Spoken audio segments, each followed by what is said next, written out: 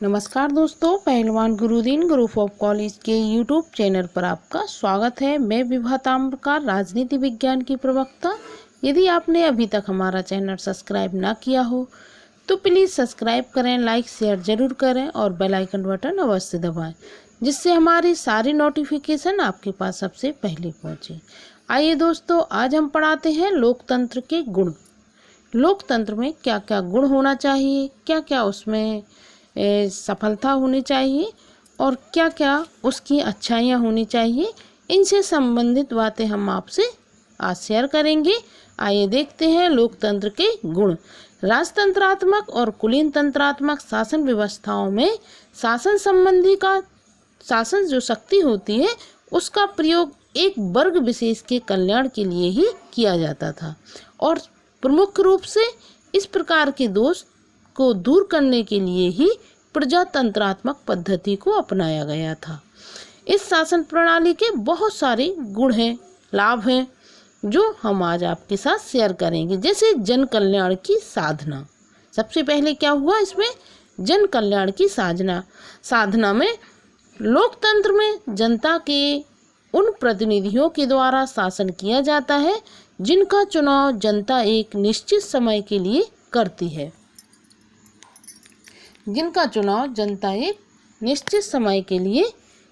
है। और जनता के प्रतिनिधि जनता की इच्छाओं, भावनाओं और आवश्यकताओं से पूर्णतः परिचित होते हैं और उनको शासन के अधिकार इसी आधार पर प्राप्त होते हैं कि वे इसका प्रयोग जनता के हितों और इच्छाओं के अनुसार ही करें। इस प्रकार लोकतंत्र का सबसे बड़ा गुण यह है कि इसमें जन शासन आवश्यक रूप से लोक कल्याण के लिए होता है। फिर आता है सर्वाधिक कार्यकुशलता प्रशासन।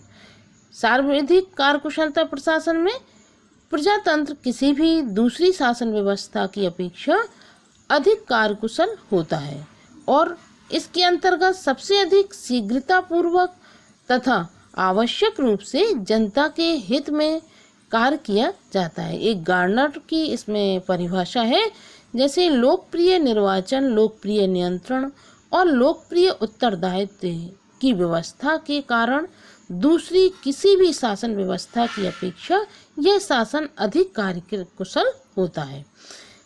और जैसे राजतंत्र हुआ, कुलीन तंत्र हुआ, इन शासन व्यवस्थाओं में लोकतंत्र अधिक कार्यकुशल शासन होता है। फिर आता है सार्वजनिक शिक्षण। सार्वजनिक शिक्षण में सभी शासन शिक्षा के साधन होते हैं, किंतु सबसे अच्छी शिक्षा स्वशिक्षा होती है। इसलिए सबसे अच्छा शासन सुशासन है, जिसे लोकतंत्र कहते हैं। सुशासन मीन्स अपने देश का, अपने नागरिकों का शासन। हमारे देश पर किसी और देशों का अंकुश नहीं रहता। इस गुण के कारण ही गेटल ने लोकतंत्र को नागरिकता की शिक्षा प्रदान करने वाला स्कूल कहा है। एक होता है मनोविज्ञान के अनुकूल। मनोविज्ञान के अनुकूल अब डॉक्टर आशीर्वादन लिखते हैं कि लोकतंत्र से सरकार और जनता के बीच एक सहानुभूतिपूर्ण संबंध स्थापित होता है। व्यक्ति चुपचाप स्वीकृति देने वाले के बजाय एक सक्रिय सहयोगी बन जाता है। इसमें हॉकिंस भी लिखते हैं कि लोकतंत्र चेतन और उपचेतन मन की एकता है। क्या है लोकतंत्र? चेतन और उपचेतन की एकता है। लोकतंत्र का एक महत्वपूर्ण गुण मानवीय मस्तिष्क पर उसका स्वस्थ प्रभाव है। कोई भी शासन सारे समाज का नहीं हो सकता है, लेकिन लोकतंत्र में लोगों को जो मताधिकार प्राप्त होता है उनसे उन्हें यह सामाजिक संतुष्टि मिलती है कि उसके पास सरकार पर नियंत्रण रखने का एक प्रभावशाली साधन है। जनता का नैतिक उत्थान। जनता का नैतिक उत्थान में क्या है कि प्रजातंत्र का सबसे बड़ा गुण यह है कि यह व्यक्ति के व्यक्तित्व और उनके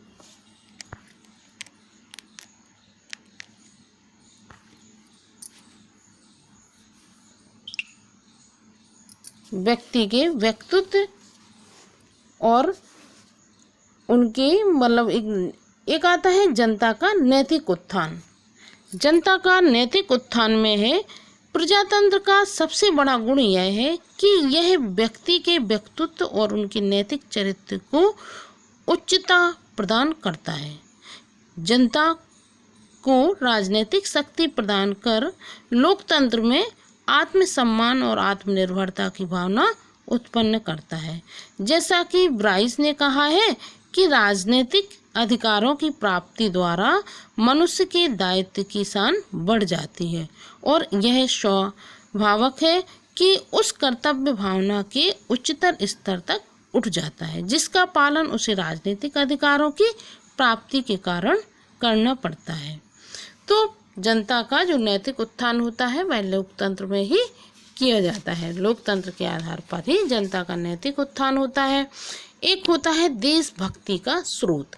देशभक्ति के स्रोत में लोकतंत्र में जनता को राजनीतिक शक्ति प्राप्त होने के कारण जनता शासन और राज्य के प्रति एक प्रकार का लगाव अनुभव करती है। देशभक्ति की भावना होती है और निजी लगाव के इस विचार में देशभक्ति की भावना का उदय होता है।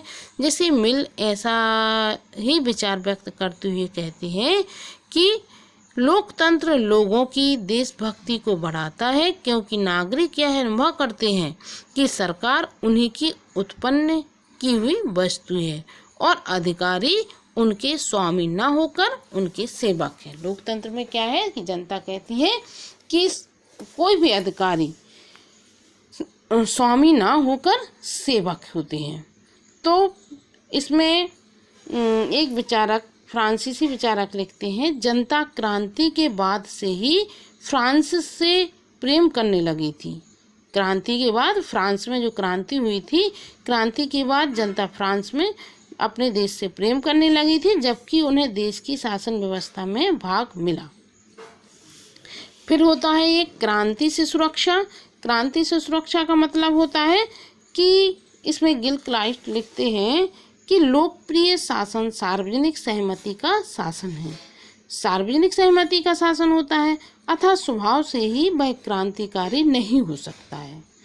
वंश के शब्दों में मंत्रियों और विधानसभाओं में बहुमत को बदलने की प्रक्रिया सार्वजनिक आवश्यकताओं को पूरा करने के लिए क्रांति का एक विकल्प प्रदान करती है।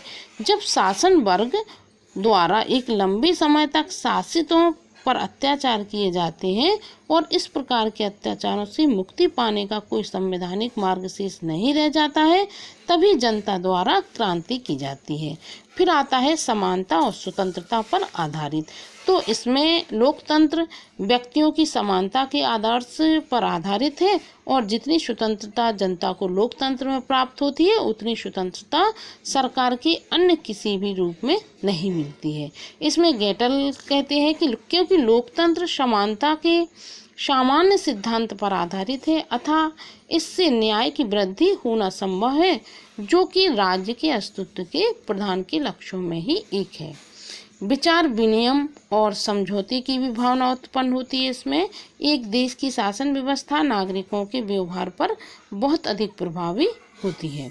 शक्ति पर आधारित अधिनायकवादी शासन व्यवस्था लोगों में संघर्ष की भावना पैदा करती है जो जनिक्षा पर आधारित लोकतंत्र नागरिकों में सहिष्णुता, उदारवाद और सहानुभूति, स्नेह, व्यवहार, विचार विनिमय और समझौते की भावना उत्पन्न होती है। किसमें?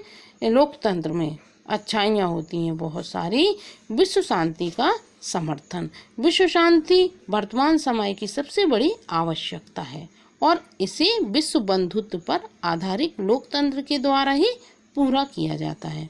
राजतंत्र, सैनिक तंत्र और फसिस्ट तानाशाही सरकारों में दूसरे देशों की विजय पर बल दिया जाता है और साम्यवादी सरकारें भी विस्तारवादी नीति में विश्वास करती हैं। अपनी व्यवस्थाओं में निहित आधारभूत दोषों के कारण उनके लिए ऐसा करना जरूरी है, किंतु लोकतंत्रीय सरकारें यह अस्तित्व की नीति में विश्वास करती हैं और सभी समस्याओं को शांतिपूर्ण ढंग से सुलझाना चाहती हैं। तो 20वीं सदी का जो यूरोपियन इतिहास और पाकिस्तान तथा चीन के साथ भारत के संबंध हैं जो अभी वर्तमान में तो बिगड़ रहे हैं इसमें, लेकिन भारत फिर भी चाहता है कि विश्व में शांति बनी रहे और पड़ोसी देश हैं वह मित्र बने रहें।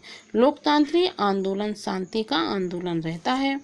तो आशा करती हूँ दोस्तों कि एक लोकतंत्र के गुण भी आपको समझ में आए होंगे। लोकतंत्र जनता का शासन होता है और सुचारू रूप से चलता है। धन्यवाद।